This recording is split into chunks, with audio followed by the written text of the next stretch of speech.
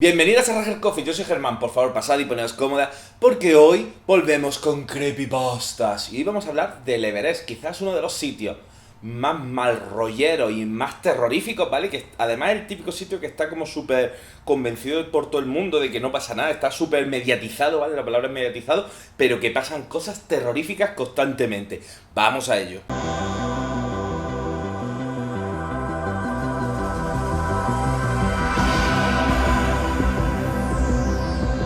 En primer lugar, tengo que advertir que esta semana no estoy subiendo vídeos y voy a tener problemas en subir vídeos hasta diciembre, ya que estoy ahora mismo sacándome dos cursos a la vez, ¿vale? Estoy por las mañanas sacándome un curso y por las tardes sacándome otro. Entonces estoy realmente hasta arriba de mierda, por lo menos hasta diciembre. Intentaré seguir subiendo vídeos, ¿vale? Los fines de semana, intentaré organizarme, intentaré etcétera, pero bueno, es un poco caos absoluto, así que no sé qué va a pasar, ¿vale? Por lo menos hasta diciembre, como ya he dicho. Pero hay otra cosa, los que me seguís por Twitter he hablado en varias ocasiones de las estanterías que estaba restaurando, la estantería, etcétera. Así lo aprovecho, ¿vale? Si queréis echar para adelante el vídeo un minutillo así. Y os las voy a enseñar, ¿vale? Os las voy a enseñar, que las tengo ya prácticamente acabadas para que veáis cómo van quedando.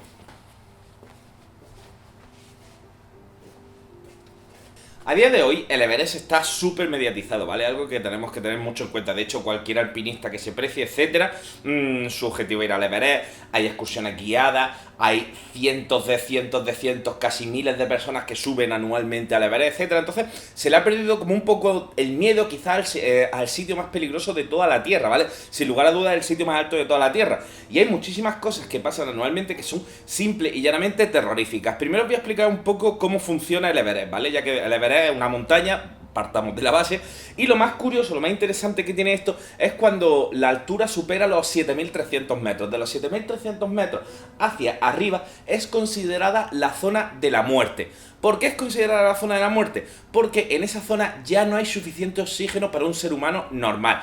Hay gente que hace ejercicios de oxígeno, etcétera, ¿vale? Quiero decir, ahí ya no hay tanto oxígeno, entonces, si te tiras en ese tiempo más de 24, 48 horas, dependiendo de tu complexión, tu capacidad pulmonar y lo preparado que estés, es seguro que vas a morir directamente. Entonces, claro, una vez que subes de esa altura, estás un poco así en la zona peligrosa y tienes que subir con bombonas de oxígeno, tienes que subir con un entrenamiento espectacularmente riguroso, etcétera, etcétera, ¿vale? Y lo más importante y lo más eso es que realmente lo suyo es bajar antes de las 24 horas de esa zona de los 7300 metros. ¿Por qué? Porque las bombonas de oxígeno se gastan, etcétera. Entonces, si tienes que pernoctar en esta parte de arriba, va a tener un problema, ¿vale? Va a tener un gran problema. Hasta tal punto de este problema que lo que hace básicamente es que cualquier alpinista o cualquier persona con dinero se cree que puede subir al Everest, ¿vale? El mismo gobierno nepalí, el mismo gobierno de Nepal, ¿vale? Tiene cuando tú quieres subir al Everest, ¿vale? Tienes que rellenar una serie de papeles, pedir una serie de permisos, etcétera, ¿vale? No es tan fácil como irte allí, cogerte el autobús al Everest, te paras abajo y echas a andar y a mediodía te tomas el bocadillo a los 5000 metros y ya lo que te queda lo subes a final del día y ya por la tarde bajas tranquilamente. Es mucho más complicado, ¿vale? Ya que necesitas una cantidad de permisos absurda, aparte de unos sherpas que son a indígenas que viven en aquella zona y que conocen la ruta, etcétera, que te ayudan a llegar, etcétera. La cuestión, y a lo que voy, es que el gobierno nepalí tiene un Body Disposal Form, que esto es muy importante, ya que subir al Everest puede llegar a costar solo en permisos 10.000 euros. Es muy duro. El Body Disposal Form es un papel que tienes que rellenar ante el gobierno nepalí dependiendo de qué quieres que se haga con tu cuerpo en caso de que mueras en el Everest. Y esto es muy grave, ya que quizás muchos de vosotros habéis escuchado noticias de muere alguien en el Everest y no encuentran y no van a por su cadáver, etcétera. Entonces os preguntáis, de hecho ahora vamos a hablar de los casos más chungos, ¿vale? Vamos a hablar de casos de muy mal rollito. Y quizás os preguntáis, ¿y por qué cojones no van y recuperan el cuerpo? ¿Por qué cojones no mandan una expedición, etcétera? Pues por este documento, ya que este documento te permite decir básicamente qué hacen con tu cuerpo en caso de que muera en el Everest. Y hay tres opciones. La primera es repatriarlo, ¿vale? Repatriarlo a esa que es la más cara, ¿vale? Si tú mueres en el Everest, pues mandan una expedición a por tu cadáver y la repatrian hasta tu país, ¿vale? La segunda es trasladarlo a Katmandú y darle entierro allí del tirón, sin repatriación y sin absolutamente nada. Y la tercera, y que es la más barata, ¿vale? Recordemos que la primera cuesta 10.000 euros, ¿vale? Y esta tercera es bastante más barata, es dejarlo allí. Las autoridades nepalíes no tienen, si firman este documento, ¿vale? Y pagan las tasas, etcétera, las autoridades nepalíes no tienen ningún tipo de de responsabilidad con tu cuerpo. Y entonces, o bien tu familia paga una expedición, que eso es carísimo, ¿vale? Eso estamos hablando, porque claro, cada una de las expediciones estamos hablando de cientos de miles de euros, ¿vale? El preparar todo eso de gente especial y bajar el cadáver y todo eso es un follón, ¿vale? O tu cadáver simple y llanamente no se puede bajar. Y es tan terrorífico porque a día de hoy, sobre todo en la zona de la muerte, ¿vale? Como hemos dicho, la zona de la muerte del Everest, hay más de 300 cadáveres confirmados. Ahí hay más de 300 cadáveres que, de hecho, hay diversos planos, diversos estos sabiendo dónde están, etcétera, y que no pueden bajarlos, simplemente no los bajan. Hasta tal punto hay tantos cadáveres, que es una absoluta locura, ¿vale? Estos datos, esto es creepypasta, pero estos datos son completamente ciertos, ¿vale? Lo podéis comprobar. Hay tantísimos cadáveres que los cadáveres se utilizan como guía de señalización en el Everest. Una vez que llega tan alto, tan alto, tan alto, los puntos que utilizan en las distintas rutas para saber si tienes que ir a la izquierda, si tienes que ir a la derecha, si vas por buen camino, si te estás desviando, si ahora es el momento de tomar la subida, etcétera, etcétera, etcétera, son los distintos cadáveres. Por ejemplo, hay un cadáver muy, muy famoso porque es el primer cadáver que te encuentras en la zona de la muerte, ¿vale? El primer cadáver que te dice que tienes que girar ya hacia un lateral para empezar a subir, ¿vale? Es el cadáver de las botas verdes. Por aquí estáis viendo la imagen, ¿vale? Y es acojonante y simple y llanamente no los bajan. Vamos a hablar ya de varios casos, ¿vale? Para que hagan una idea. Quizás tenemos en mente que los alpinistas son las personas más ecologistas, son las personas, ya que les gusta mucho el campo, les gusta mucho la montaña, etcétera, que más quizás están interesados en salvar o en mantener estos recursos naturales que tenemos en la Tierra. Pues realmente en el Everest no pasa absolutamente nada de eso. El Everest es un campo de mierda. Ya que, como confirman prácticamente todos los que van, es muchísimo, muchísimo, muchísimo, muchísimo, muchísimo más duro de lo que se piensa. ¿Eso qué implica? Que las bombonas de oxígeno, una vez que están gastadas, es un bombonón de oxígeno, ¿vale? Las tiran por ahí, restos de comida, etcétera, etcétera. De hecho, hubo una expedición en 2006 que fue únicamente para limpiar basura, ¿vale? Fue una expedición pagada por diversas empresas, o sea, por diversas organizaciones ecologistas, etcétera, que recogió en una sola expedición más de 1.300 kilos de basura y más de 30 botellas de oxígeno que fueron dejando tiradas por el camino, ¿vale? Y esto es muy, muy, muy duro. Podéis pensar que todos los que van al Everest consiguen subirlo, pero realmente, prácticamente dependiendo, ¿vale? Para subir al Everest hay como varias rutas. Está la ruta más fácil, pero después hay otras muchas rutas que son bastante más complejas, incluso más largas, etcétera, ¿vale?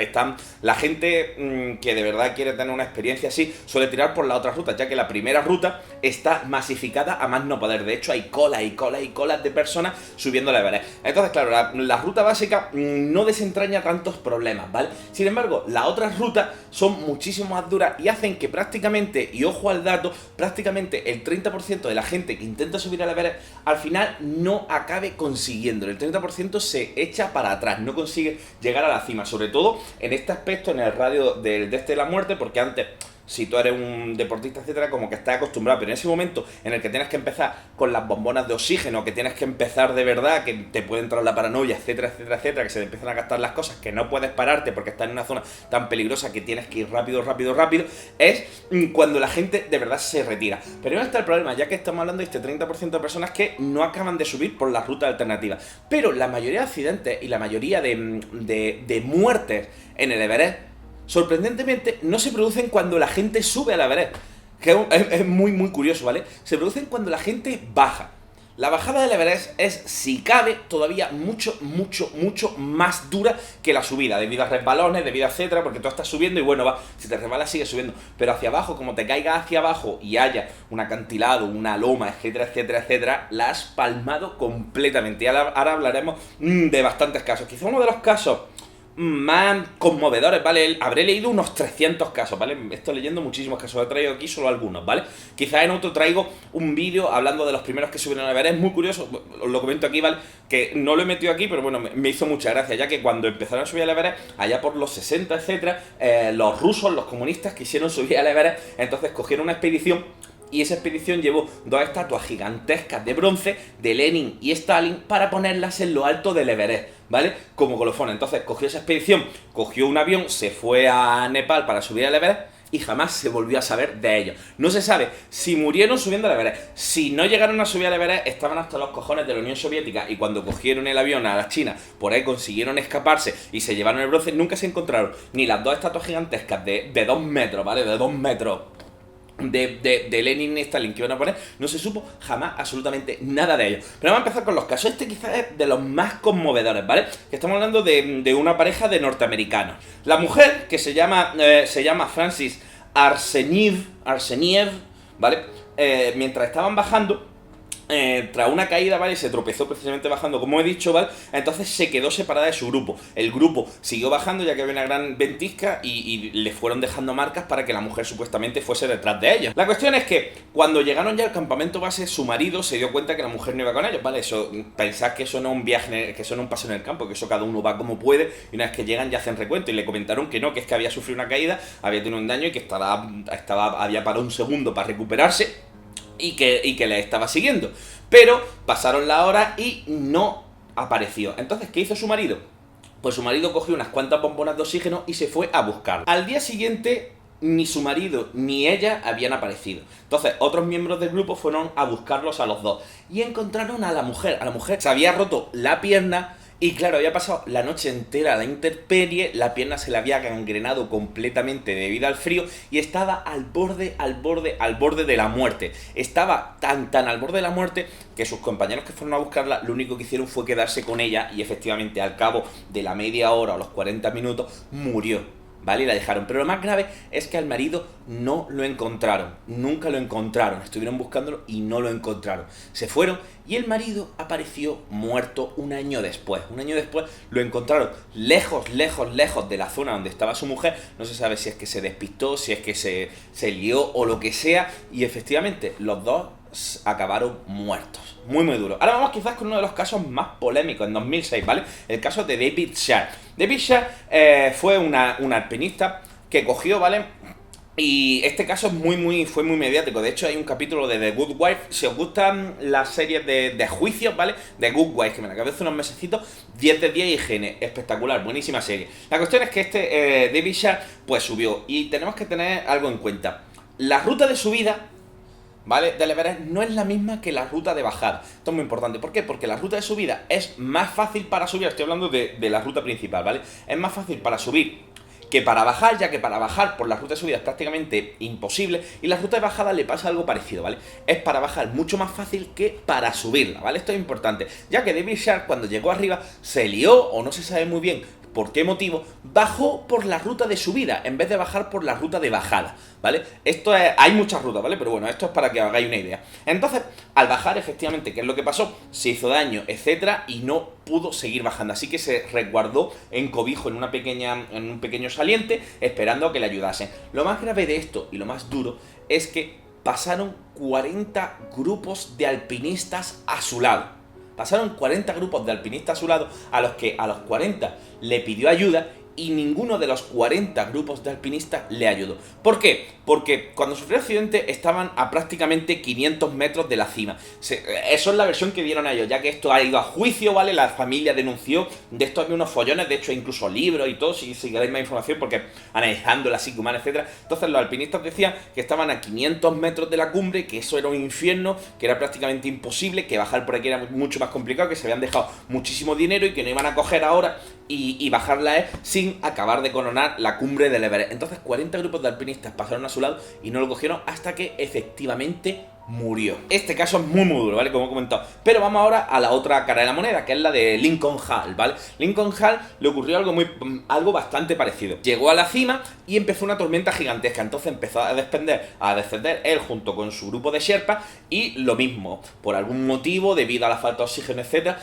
cayó gravemente enfermo a escasos 500 metros, 600 metros de la cumbre. Entonces, de hecho, tenía tan mala pinta que el mismo grupo de Sherpas, ¿vale? El mismo grupo que le acompañaba le dio por muerto y lo dejó allí tirado y bajaron, ¿vale? Ni lo ayudaron a bajar, etcétera. Y lo más duro es que al día siguiente otro grupo de alpinistas se lo encontró y seguía vivo, aguantó una noche entera en la zona de la muerte sin oxígeno ni nada y el tío cabrón, entonces este grupo de alpinistas sí, a la bajada, sí, por así decirlo, sí, estoy leyendo a escasos 100 metros de la cumbre, ¿vale? Estaba a nada de la cumbre cuando cayó enfermo, ¿vale? Entonces, este grupo de alpinistas sí decidió bajarlo. Y de hecho, a día de hoy sigue vivo. Y uno de los casos más milagrosos que se han producido en el Everest. Quizá el caso más duro, ¿vale? Y más exagerado de esto fue precisamente el 20 de mayo, ¿vale? Que cuando lo leí en su momento ya estaba yo con el run de sacar un vídeo del Everest porque ya me estaba picando el gusanillo. Que fue precisamente de la australiana de 34 años, Elizabeth Streetorn. Que Elizabeth Streetorn ha muerto, ¿vale? Que Elizabeth Streetorn era una gran defensora del veganismo. Ella era vegana, etcétera, y mediante esta subida al Everest quiso demostrar que con una dieta vegana pues se podía hacer ejercicio de élite y todo lo de élite, ¿vale? Como una persona que comiese todas las proteínas, todas las cosas, ¿vale? Que no hace falta comer carne para ser deportista de élite. Y murió, lo cual es bastante duro y bastante eso. Lo mismo, murió también a la bajada, ¿vale? Que no deja muy bien al veganismo precisamente esta mujer, una pena, ¿vale? Pero bueno, también uno de los casos bastante duros, ya que estamos hablando de otra deportista y atleta profesional. Seguimos, ahora nos vamos a 2017, ya que quizá uno de los casos también de estos dicen, madre mía, ¿cómo están?, ¿vale? Ya que había muerto un escalador eslovaco, ¿vale? Un escalador eslovaco había muerto y su familia, que tenía billetes, como he comentado antes, había pagado un grupo que cogiese su cadáver, ¿vale? Y se lo bajase, ¿vale? Y se lo repatriase. La cuestión es que este grupo eslovaco, cuando fue a rescatar al escalador eslovaco, se encontró una tienda de campaña con otras 4 personas muertas, ¿vale? De que no se sabía desde cuándo, porque claro, como eso hace mucho frío, es muy difícil valorar esas cosas, ¿vale?